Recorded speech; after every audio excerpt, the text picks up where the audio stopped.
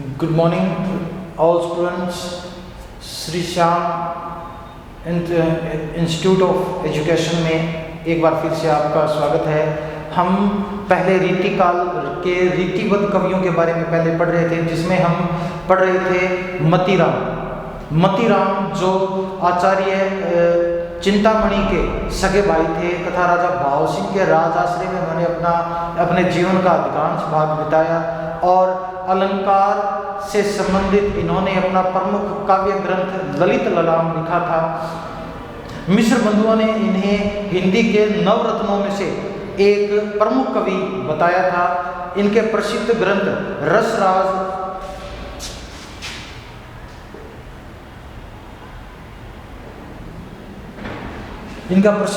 रसराज, साहित्यसार,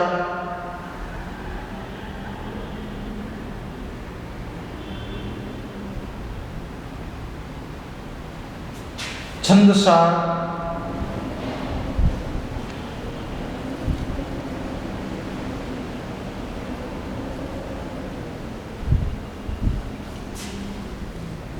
लक्षण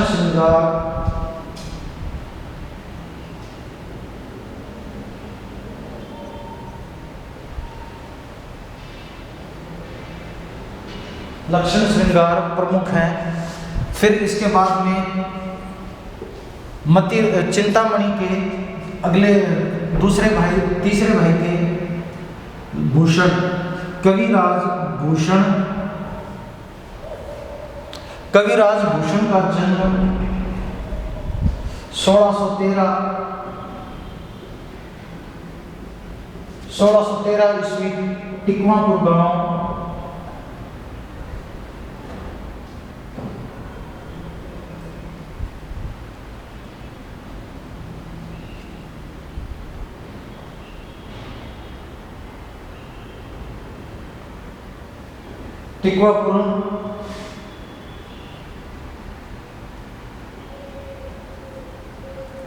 कानपुर में हुआ। इनका वास्तविक नाम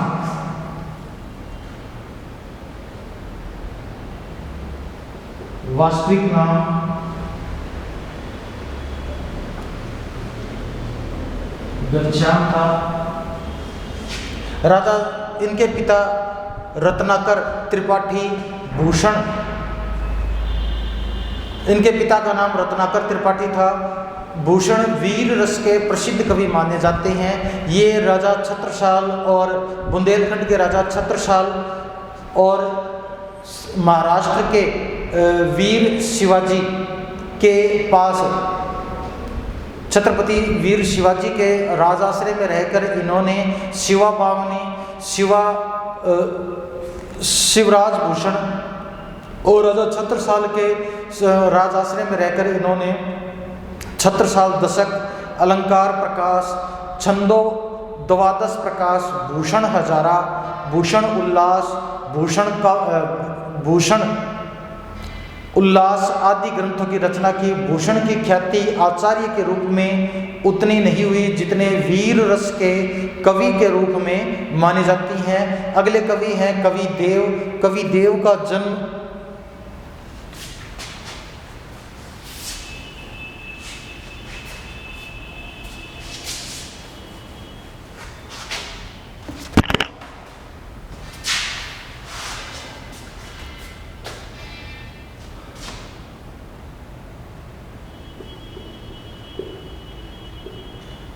कवि देव का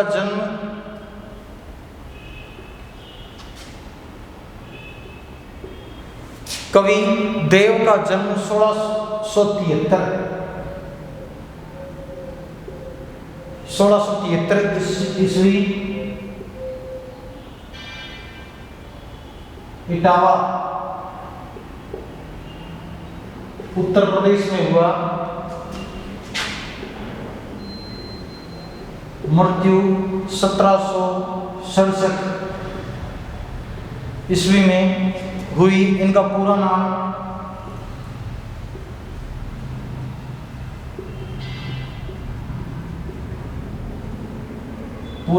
देवदत्त था।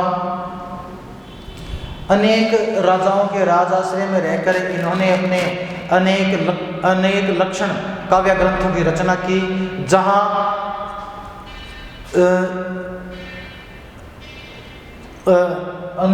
अनेक ग्रंथों की रचना की, लेकिन इन्हें कोई भी उदात्त गुणों वाला राज आश्रय प्राप्त न हो सका और ये एक जगह टिक कर न रह पाए। परिणामतः ये बराबर अपने आश्रयदाता बदलने को विवश हुए। देव ने प्रचुर मात्रा में ग्रंथों की रचना की, जिनकी संख्या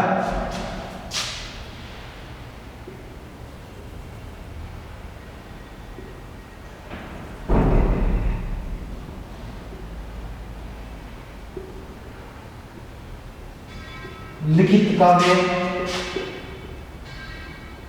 ग्रंथों की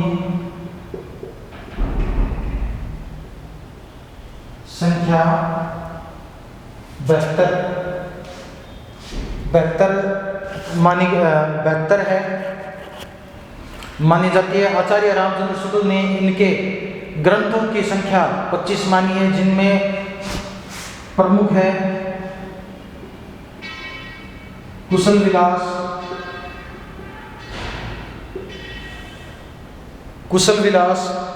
जाति विलास,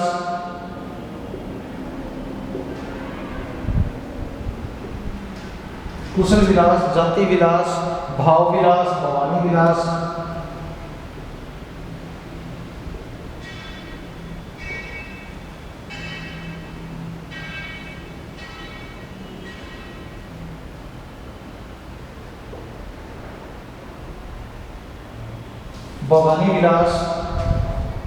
प्रेम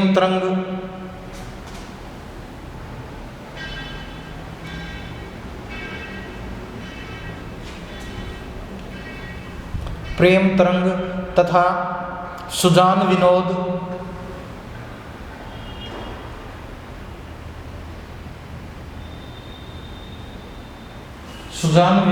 सुख सागर,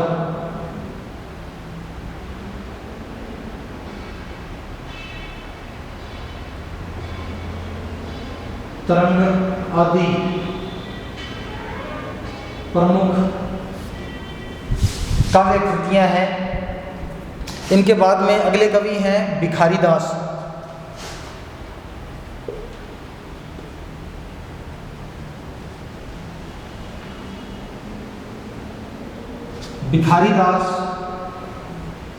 भिखारी दास का जन्म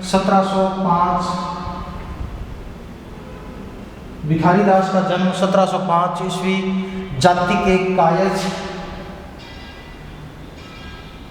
कायस्थ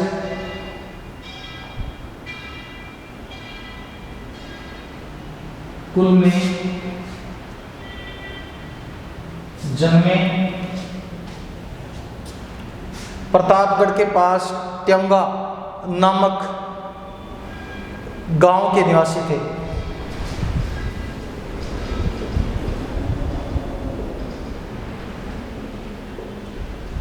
प्रतापगढ़ के पास त्योंगा नामक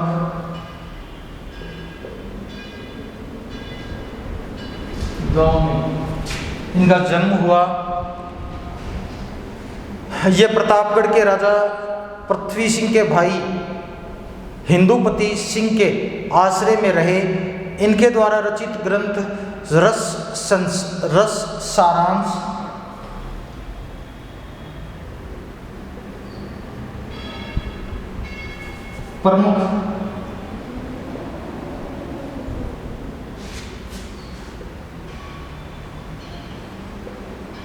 प्रमुख रचनाएं इनके भिखारी दास की लिखी प्रमुख रचनाएं विष्णु पुराण, शतरंज, सटिका,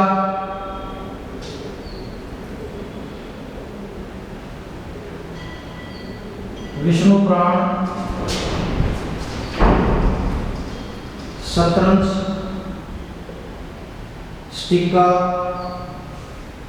अमरकोश,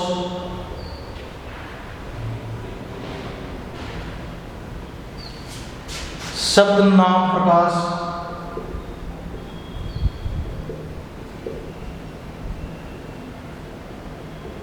शब्द नाम प्रकाश, श्रृंगार निर्णय,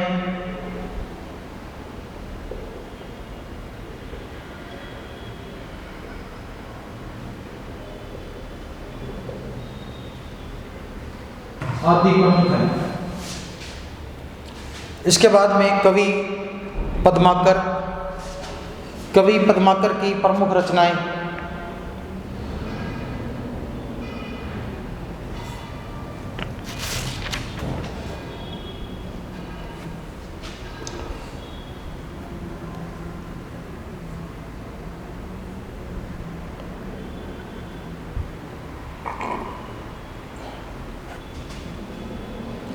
ये रीतिकाल के प्रमुख कवि थे। रीतिकाल के प्रमुख कवियों में अगले हैं पद्माकर,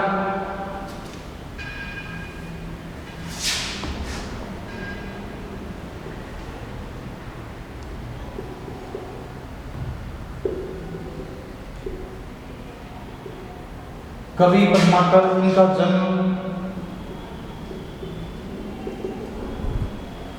1753 ईस्वी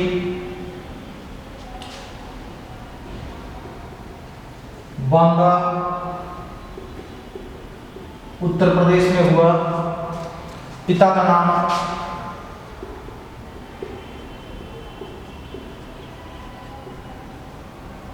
मोहनलाल था।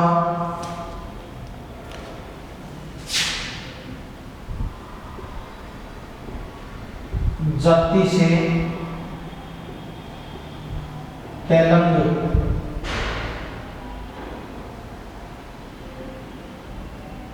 ब्राह्मण थे। जाति से तेलंग ब्राह्मण थे। रीतिकाल के उत्तरार्ध के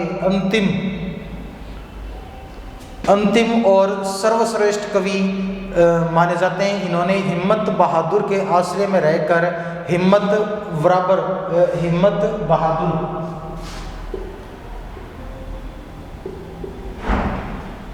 प्रमुख ग्रंथ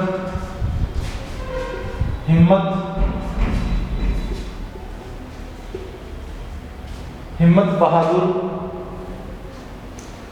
विरुद्धावली,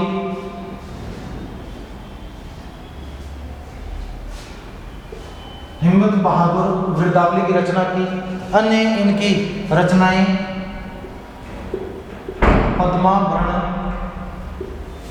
पद्माभरण, गंगा लहरी,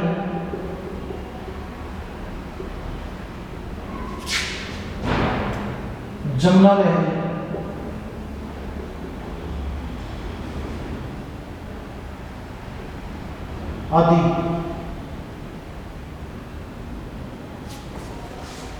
आदि इनके द्वारा लिखी गई प्रमुख रचनाएं हैं। इसके बाद में हम आगे पढ़ते हैं कि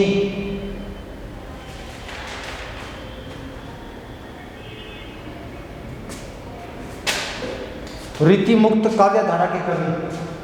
रीतिमुक्त काव्यधारा के कवि वे कवि थे जिन्होंने रीतिकाल के अंदर संस्कृत की परंपरागत काव्य रचनाओं को त्याग कर स्वच्छंद रचनाएं की। रीतिमुक्त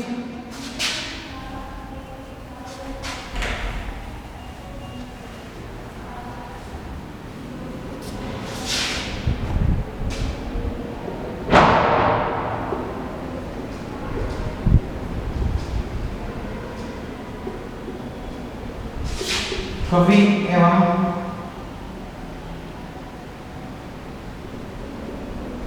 उनकी प्रमुख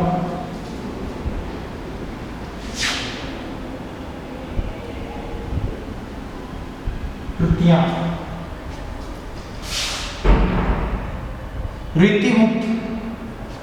रीतिमुक्त का अर्थ है कि वे कवि जिन्होंने रीतिकाल में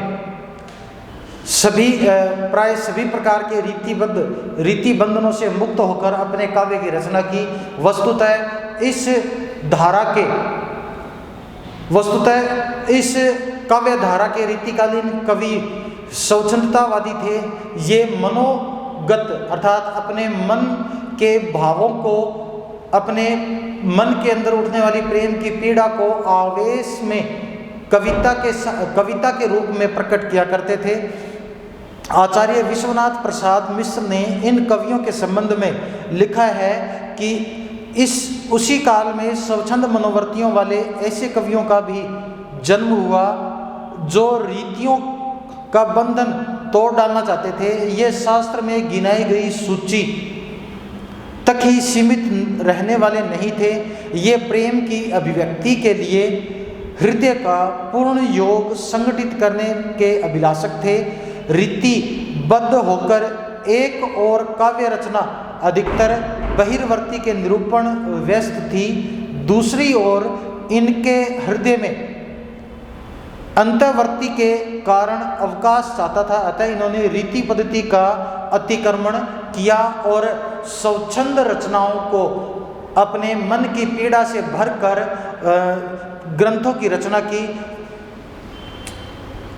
रीतिबद्ध कवि प्रमुख रूप से रीति मुक्त काव्य धारा के प्रमुख कवि गणानंद ठाकुर, कवि बोधा, आलम द्विजदेव आदि प्रमुख कवि थे, जिनमें गणानंद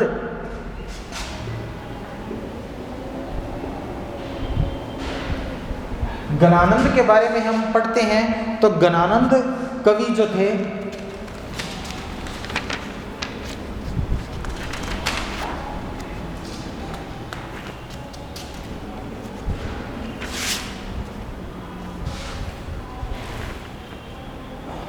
गणानंद का जन्म 1689 ईस्वी बुलंदशहर में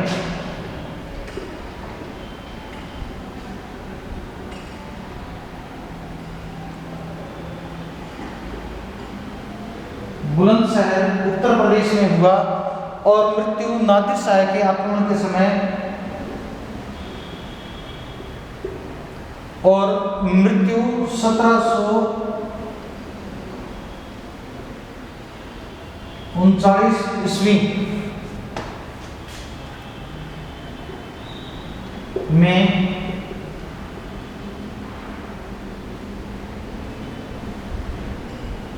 नादिर शाह के आक्रमण में हुई थी। गणानंद रीति मुक्त धारा के श्रृंगारी कवि माने जाते हैं। ये दिल्ली के बादशाह मोहम्मद रंगीले शाह के यहाँ रहते थे और जाति के कायस्थ ब्राह्मण थे। ये सुजान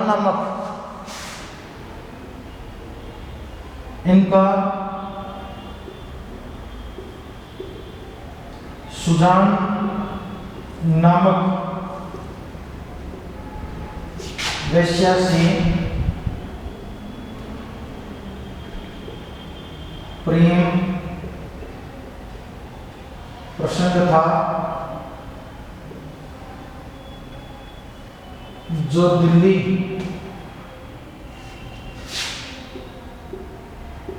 के सम्राट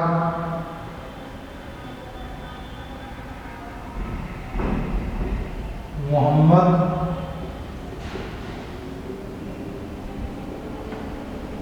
रंगीले शाह के दरबार में नृत्यकी थी। ये गायन कला में सिद्धहस्त थे, लेकिन मोहम्मद शाह रंगीले के दीवान होने के कारण ये प्राय अपने मनोविनोद के लिए ही गाते थे या सुजान के प्रति अपने प्रेम की अभिव्यक्ति करने के लिए ही गायन करते थे। ये मुख्यतः वियोग, श्रृंगार और प्रेम के पीर के कवि माने जाते हैं। इनका प्रेम अंतर्मुखी है। इनकी श्रृंगार की कविताओं में हृदय की सूक्ष्म भावनाओं का बड़ा हृदय स्पर्शी चित्रण पढ़ने को मिलता है। गणानंद की कविताओं में सुजान शब्द का बार बार प्रयोग होता है। कहीं तो वे कृष्ण के प्रति अपना अनन्य प्रेम प्रकट करते हैं, अपनी वाणी जो है वह कृष्ण के प्रति प्रकट करते हैं, और कहीं सुजान नामक उस वेश्या के लिए सुजान शब्द का प्रयोग करते हैं जो अब उनकी प्रेयसी थी। गणानंद के लिखे लेख इस प्रकार हैं।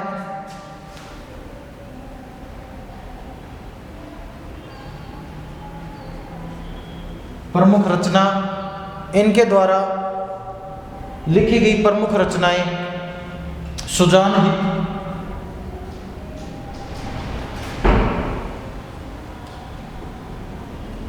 सुजान सागर,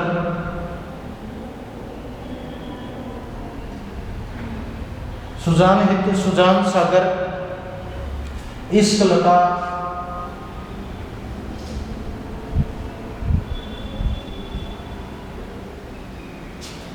इश्कलता, विरहलता,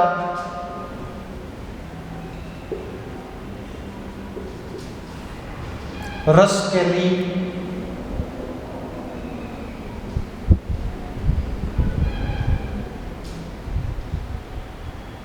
रसकैली वैली, ब्रिजविलास,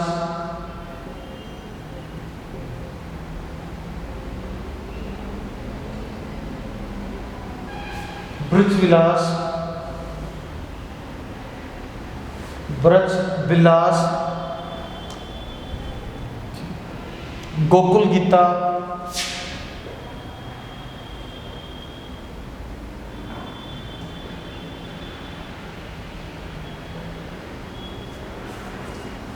आदि इनके प्रमुख ग्रंथ हैं। भाषा पर जैसा अचूक अधिकार गणानंद का था और किसी रीति मुक्त कवि का नहीं मिलता है। ठाकुर अगले दूसरे कवि हैं, रीति मुक्त कवि।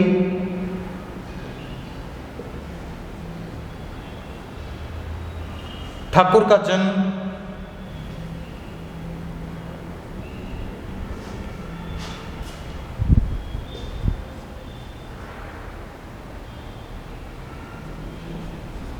ठाकुर का जन्म 1766 ईस्वी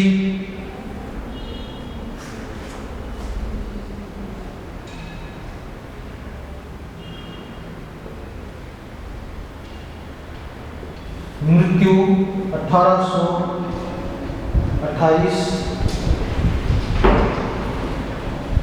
ईस्वी में मानी जाती है। ये जाति के कायस्थ ब्राह्मण थे। इनका पूरा नाम लाला ठाकुर दास था। इनका पूरा कवि ठाकुर का पूरा नाम ठाकुर लाला ठाकुर दास था। ये जैतपुर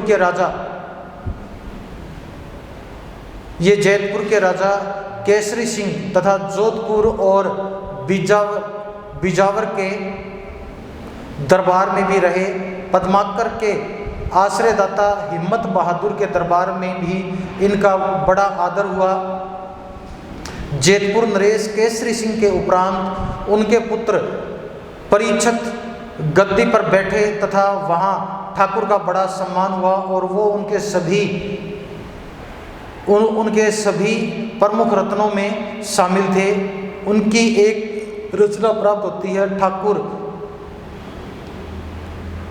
शतक, जिसे लाला भगवान दीन ने प्रकाशित किया।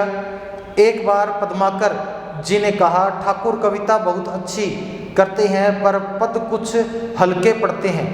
इस पर ठाकुर बोले, तभी तो हमारी कविता उड़ती उड़ती फिरती है, अर्थात हर जगह प्रसिद्ध है। फिर अगले कवि हैं बोधा।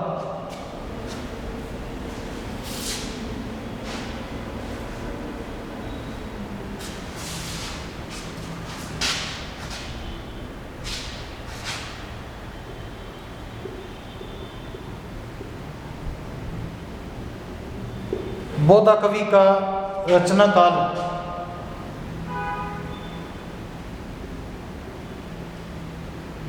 बोधा कवि का रचना काल 1683 ईस्वी से 1703 ईस्वी तक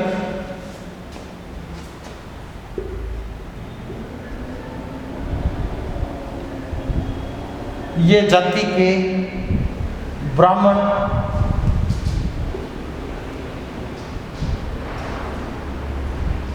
पर शेख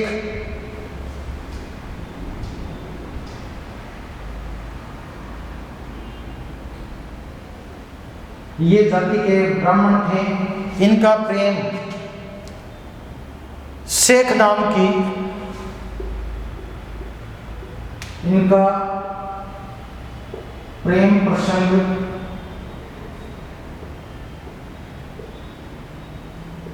शेख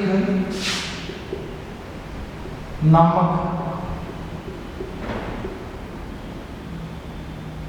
रंगरेजनी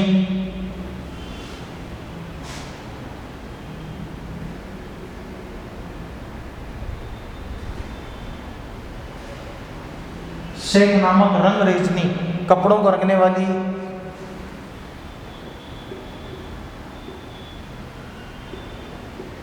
रंगरेजनी के साथ था और ये इन्होंने उसके साथ विवाह करने के लिए अपना धर्म त्याग कर, ब्राह्मण धर्म त्याग कर इस्लाम कबूल कर लिया। आलम को शेख से जहां नामक एक पुत्र की गलत होता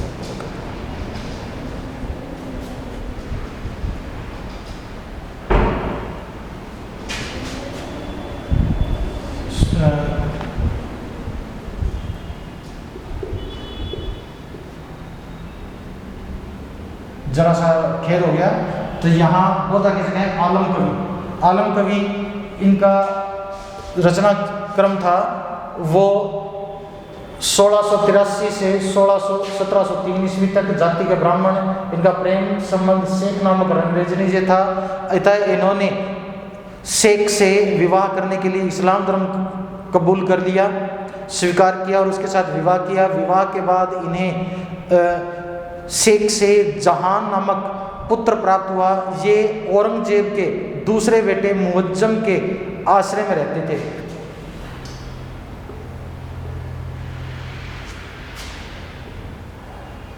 औरंगजेब के पुत्र मुअज्जम के आश्रय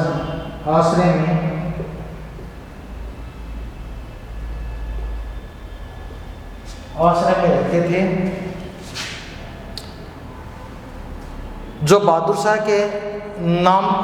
शाह के नाम से दिल्ली के राज सिंहासन पर बैठा है। इनकी कविताओं का एक संग्रह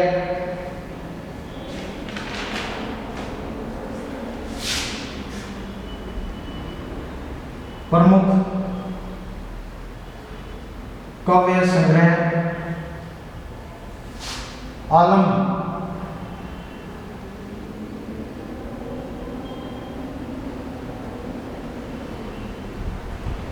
आलम के लिए एकमात्र प्रसिद्ध है।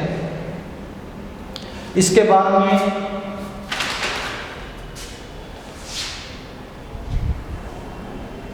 अगले कवि हैं बोधा।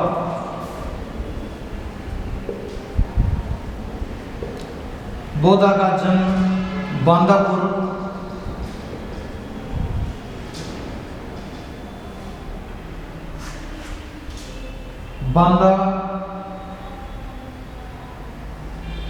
राजापुर गांव,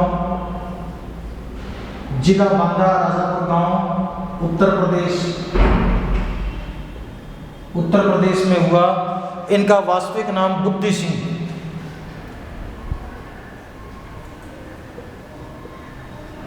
पूरा नाम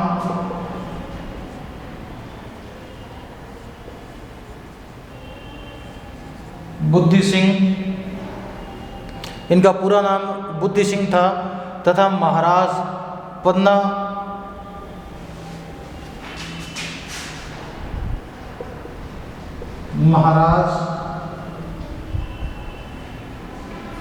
राज के